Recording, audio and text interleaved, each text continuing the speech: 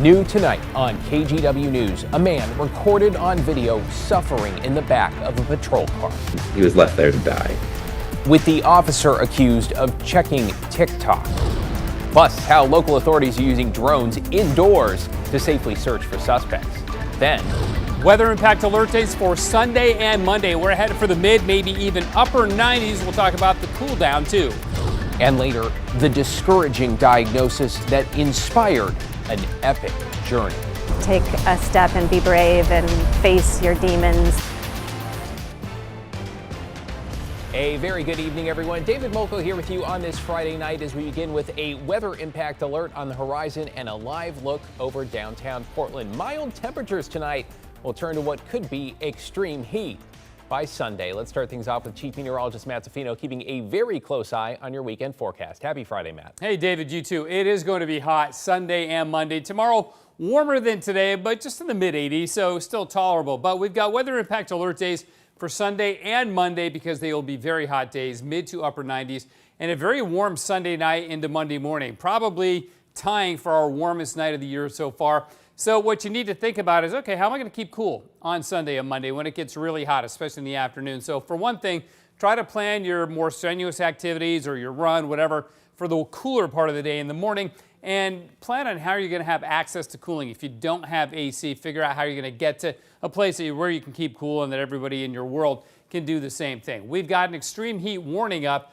for the Portland area, the Willamette Valley, Clark County, and out the gorge to the Hood River Valley. And then east of that, it's an extreme heat watch that'll likely be converted to a warning in the next 24 hours. These orange areas in the Coast Range and farther north, a heat advisory where it'll still be hot, just not quite as hot.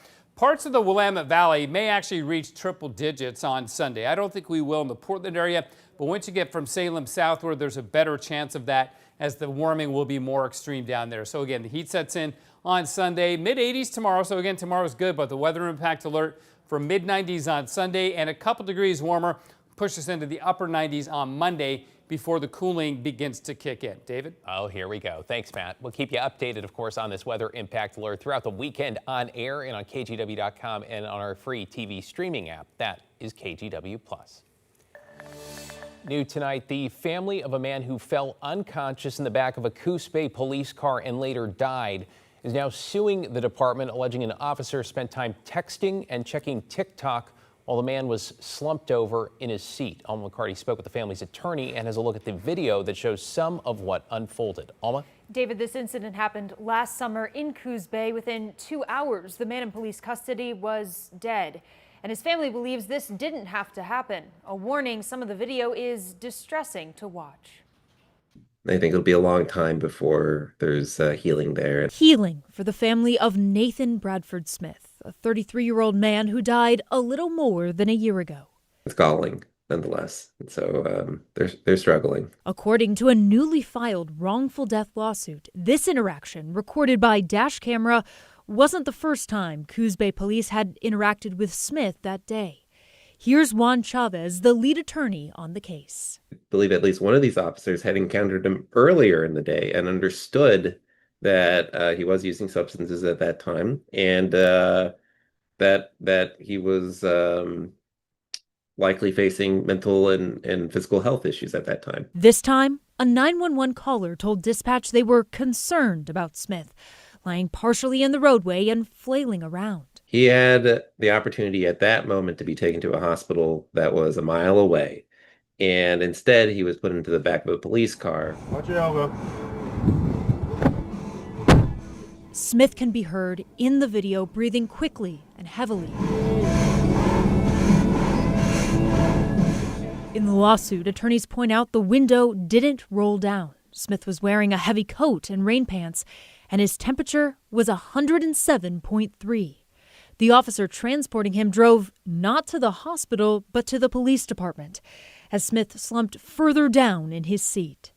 Once at the station, the officer left him there, and according to court documents, replied to texts and scrolled on TikTok upstairs. That was crucial time for somebody to have come and rescued him. Instead, he was left there to die. There was a 40-minute delay in getting him critical medical assistance.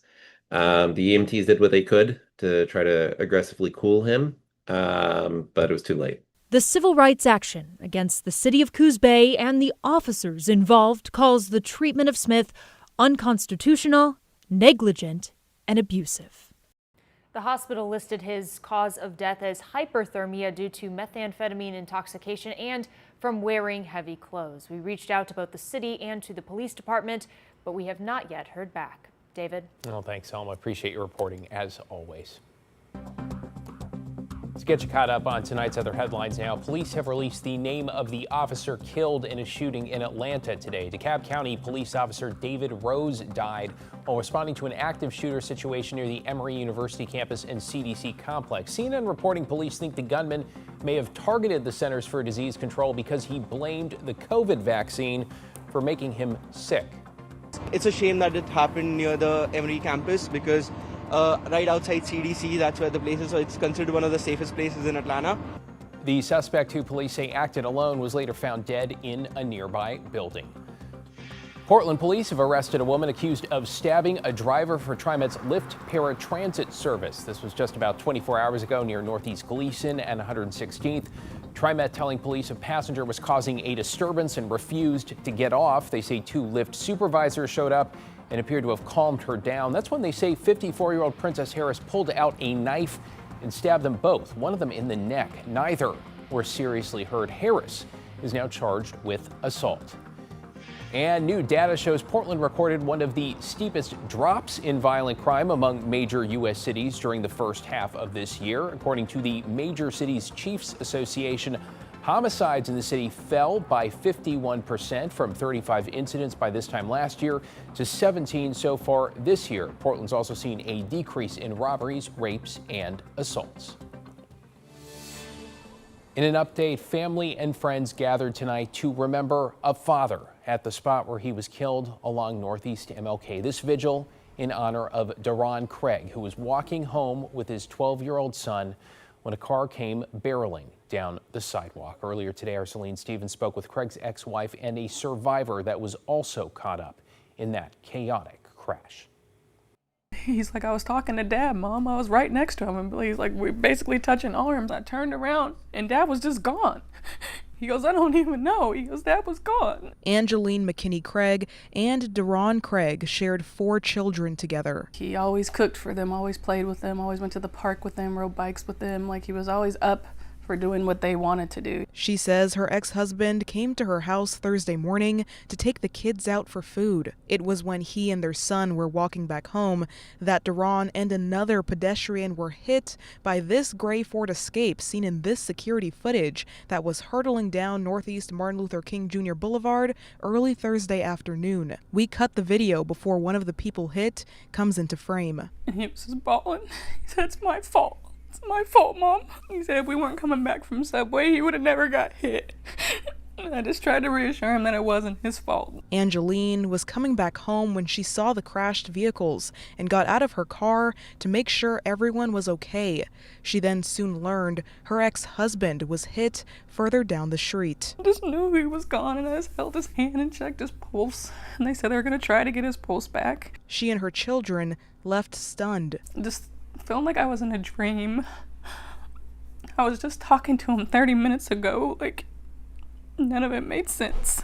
I couldn't make sense of it. In addition to Deron and another pedestrian, the driver hit multiple other cars, injuring other drivers like DeMarco Owens after hitting him head on. My first initial reaction was like, this is not real, and I couldn't do anything to prevent him from hitting me, so I just accepted that's what was happening. Owens leaving flowers at the memorial for Deron despite being in pain himself. I was inside the car for about a good 20 minutes. I was actually trapped in there. I was unable to get out, and the door was crushed, and they had to cut the door open and remove me from my vehicle. Now, Angeline is left to raise money for a funeral. I just want somewhere they can go say goodbye to their dad and talk to him or sit down with him, you know, touch his headstone. He passed away doing what he loved, you know, taking his kids out and getting them a treat. Now, Owen says that he believes this was an intentional act. However, police say they don't think so. That said, police did say the driver had 2 prosthetic legs, but also clarified that the Ford he was driving was not modified in any way outside of a platform mounted to the trailer hitch, and that all driver controls were standard. That driver is currently not facing any charges. In Northeast Portland, Celine Stevens, KGW News. Just heartbreaking there in so many ways. Well, now to a big health care policy change where thousands of Oregonians could lose access to behavioral health treatment and their current therapists. CareOregon, that's a nonprofit health plan, is changing its rules for non-contracted providers because of what the organization calls sweeping federal Medicaid cuts from President Trump's big, beautiful bill. The move, which could impact up to 15,000 people, set to go into effect in October. Some providers say they will be forced to close their businesses, while patients worry they'll have to start from scratch to find a new therapist. So much of what we talk about in Oregon about our future as a state is increasing behavioral health access. And this is in direct contradiction to what that mission is. I feel that it will be on the fault of politicians, and it will be felt in our community. CareOregon says it will be reaching out to impacted members to help them transition to a new provider.